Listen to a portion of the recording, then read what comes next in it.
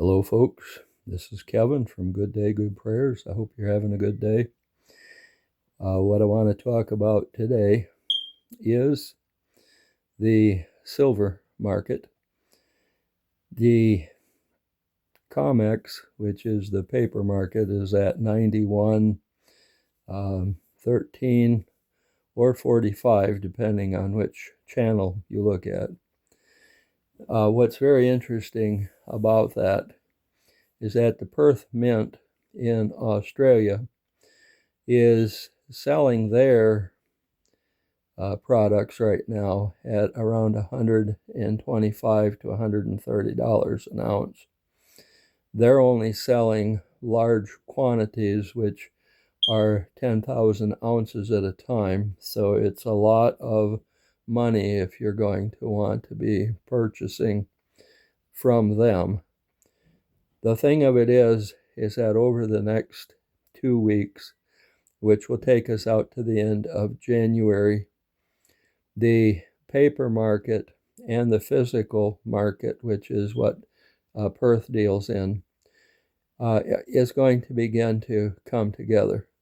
And as it comes together, it's not going to come together in the sense of the COMEX price. It is going to come together in the physical realm of the price itself. And that's going to be very interesting because we're going to see it go crazy.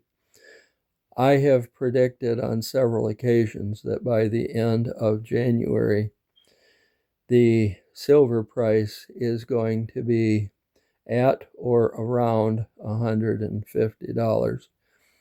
I have heard a few other people just today predicting that it was going to hit upwards of 140 before the end of the month.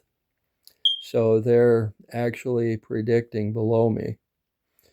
But what's very interesting about the silver market is the fact that it is beginning to catch the gold market. We could get to a point where the ratio between the two is going to go down to 35 or 36 of what the gold market is.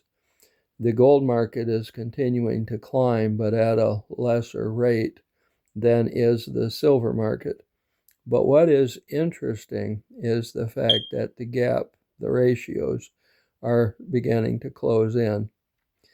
Next month, at the end of February, I believe that the silver price is going to be upwards of 250.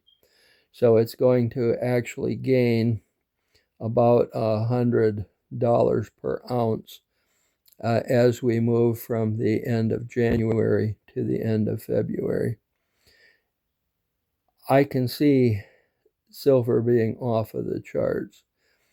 Lynette Zhang is saying that she believes that the gold price is going to go between $25,000 to $60,000 an ounce.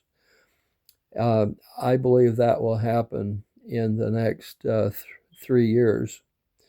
And because of that, I think it'll be closer to the 60 than it will be to the 25. Now, I may be off. It may actually be a while longer than the 3 years. But if you think about it in this regard, silver is at such a premium right now that the price can only go up. The people who like to short the market are running out of the capability to short the market. And so now the only thing that anyone can do is to go long on the market. And once everybody is moving to the long price, it can only go up from there.